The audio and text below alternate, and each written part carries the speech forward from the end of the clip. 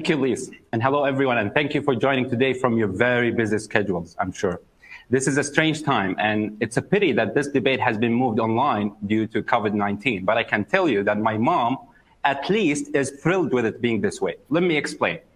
2 years ago, I was almost killed for speaking like I am today. I was invited to talk at the biggest Iranian government opposition gathering of 25,000 people in Paris, in solidarity with the Iranian people. Before I left to travel to France, however, my mom had pleaded with me not to go. She was concerned about my outspoken involvement against the Iranian regime. You know, this is something with all moms. No matter what your age is, they always worry. So I told her, come on, mom, the Iranian regime wouldn't dare do something in Paris. I'll be safe there. It's France. So I went as planned. I delivered my speech. It all went smoothly. But afterwards, on my way back to the hotel, online is where it all blew up. No pun intended. Ping, ping, ping, BBC, Reuters, AFP, all popped up onto my phone with the headline, EU intelligence intercepts a terrorist bombing on an Iranian rally in France. What? That was the rally I had just been at.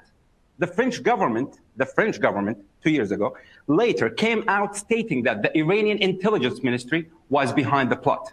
An Iranian diplomat and Iranian terrorist were detained. They had half a kg of explosives and a detonator in them.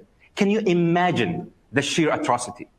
The learned lesson, never underestimate your mom's intuition. Putting my personal story aside, let's break down the motion which says Iran is not our enemy. Not to be pedantic, but the definition of enemy itself from the Latin inimicus is simply not a friend, while the Oxford Dictionary defines enemy as a person or nation who is actively opposed or hostile to someone or something. So I'm not being harsh or irrational here. Last year, according to Reuters, Iran killed 1,500 of their own citizens and injured thousands, with 7,000 people detained. This was just last year. Why? Their crime was that they were protesting because they are starving. 40% of the Iranian population is currently under the absolute poverty line. They are starving to death. Despite this, Iran squanders $16 billion every year supporting terrorist groups, including Hezbollah, according to the FDD. Hezbollah is the world's most heavily armed non-state actor with estimates of 130,000 rockets and missiles and up to 65,000 fighters, according to the Iranian Fars news agency, an Iranian government-controlled media, by the way. You know, just like you never have to ask a vegan if they are vegan because they will always say it themselves. No offense, vegans, I really like you. The Iranian regime is just the same, but with their terrorist activities. Most of the world's nations consider Hezbollah with its military wing a terrorist organization, including the UK and Germany just this year. They boast about their suicide bombings, hostage crises, embassy attacks, and flight hijacks, with all of the statistics of how many thousands of innocent people had been murdered in cold blood over the years. And it's not just Iran's funded militias that are wreaking havoc. The Iranian regime itself has overtly attacked many embassies in Tehran, including the British embassy in November 2011. Look, nobody wants to start a war here, but it's the rest of the world that is on the receiving end of Iran's warfare, aggression, terrorism, and bloodshed. A simple question, friend or enemy? In 2015, Iran signed a nuclear deal with the US in exchange for $150 billion and lifted sanctions. What did they do with this money? No. They did not invest it into building a more stable nation for their people. No. They did not build hospitals or schools. Instead, they channeled the money towards their terror networks around the globe. So the million-dollar question, or rather the billion-dollar question, why did Iran do this though? Expansionism is their priority. Compared to Hitler, Ali Khamenei, the current supreme leader, or what I call the current extreme leader of Iran, is the only one who calls the shots for the entire country. There's no concept of moderates and hardliners in Iran. His expansionist ideology stems from the Islamic Republic of Iran's constitution that actually states that they must, and I quote, expand the sovereignty of God's law throughout the world. This government has ballistic missiles and is currently progressing their nuclear powers. Nobody knew what Hitler was capable of before he committed his catastrophic atrocities. Friend or enemy? Now, before I finish up, I want you to guess who said this comment. I quote, Iran is a state sponsor of terrorism. This was said in 2015. It wasn't by Donald J. Trump. It was Barack Hussein Obama. So there's no argument here. If we believe that Iran is not our enemy, then we need to revise our definition of the word enemy in the dictionary. And we need to seriously reevaluate what we believe to be right and wrong. Thank you so much for listening. And yeah, and by the way, my mom says hi to everybody. Iran is not our enemy, because if the opposition want you to believe that sponsoring terrorism, fomenting extremism, denying democracy to your people automatically makes you an enemy of the West, then what on earth does that make Saudi Arabia? I can't wait to hear Salman al-Ansari's speech for the opposition on behalf of the Saudis today, because it wasn't 15 Iranians who were on those planes on 9/11, it was 15 Saudis. It wasn't Iranian school curriculum that ISIS borrowed from in Raqqa, it was the Saudi school curriculum. It wasn't an al-Qaeda-sponsored Iranian cadet who just 6 months ago shot and killed 3 US Navy sailors at a military base in Florida. It was an al-Qaeda-sponsored Saudi cadet. And yet, despite all of this, we're perfectly okay saying Saudi Arabia is not only not our enemy, but it's our ally, our friend, our BFF in the region, while Iran is our mortal enemy. Sorry, how does any of that make any sense whatsoever? Yeah, believe it or not, Mehdi is one of the people I admire for his debating skills. But unfortunately, he used 2 logical fallacies today: whataboutism and a straw man. So, speaking about Iran and sticking to the topic, which is Iran, and right now he's speaking about Saudi Arabia.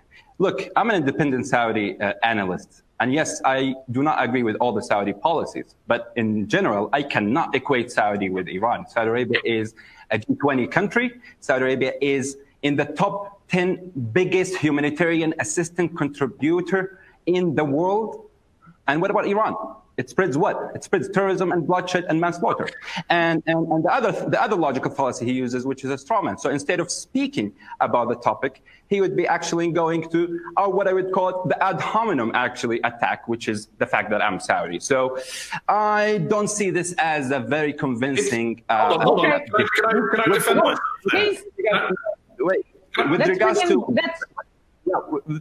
what Azada has mentioned, with regards to the group in Paris, actually, that's what the Iranian regime kept saying, that the MEK is a terrorist group, etc., and they pressured the US and the West and the world to do so. But who did lifted the sanctions and the designation of MEK? It's Hillary Clinton under the supervision of Obama. So I don't know what you are talking about when you said this is considered to be a designated terrorist group. Another thing. No. Because I admire Mehdi's debating skills. I think the best one who can respond to Mehdi is Mehdi himself. He said in Al Jazeera upfront interview published in the 3rd of December 2016, before Al Jazeera channel shifted its position, he said, Iran supports Houthi fighters in Yemen, Hezbollah in Lebanon, and in Syria. It sends foreign fighters from across the world, from as far afield as Afghanistan, Shia fighters into Syria to prop up a government that represents a minority Alawite population. And I also quote him saying the majority of the people in Syria, every independent group, are being killed by the Assad regime, which Iran arms, funds, and supports. That's what Mehdi said. I don't know. I can't understand why he shifted his idea other than the shift of the relationship between Qatar. Yeah, to recap, if you vote for the motion, which is Iran is not our enemy, I think you are okay with the existence of Hezbollah and terrorist militias. And you're okay with the Iranian-backed Assad regime and the 500,000 people they have killed. And you are okay with the displacement of 12 million people, half of the Syrian population. And you are okay with the IRGC, Quds forces, Houthis, 75 Iranian-backed Iraqi militias, and you are okay with the fact that the Iranian regime continues to deny the Holocaust. And you are okay with the Iranian citizens suffering with no voice, no choice, no way out. Are you seriously okay with empowering this militant, wicked, despicable elite group and their global actions of brute force and overt manslaughter? If yes, then you should vote for the motion today. But as the Iranian proverb goes, a blind person who sees is better than a seeing person who is blind. You've heard the facts, so don't choose to be blind today. I urge you to vote against this unjustifiable motion. Thank you. Okay, Salman. Now, Daniel had his hand up, Mehdi had his hand up, and Azadeh had her hand up. Mehdi, I'm going to give you just a very brief reply to Salman, and then I have a question for Daniel. I mean, fascinating that Salman's quoting me from 2016. I'm open about it. I'm not here to defend Iran's crimes in the region. I'm saying Iran is not an enemy of the United Kingdom or the United States. And it's funny that he has to go back to 2016 to quote me. I could quote his entire speech from half an hour ago and change the word Iran to Saudi Arabia, and the whole speech would stand. I'm amused that Salman has such love for the Iranian people. I wish people in Saudi Arabia would have love for the Yemeni people who are being massacred by the Saudi government, or love for the Saudi people who are being locked up by a crown prince who Salman supports so strongly.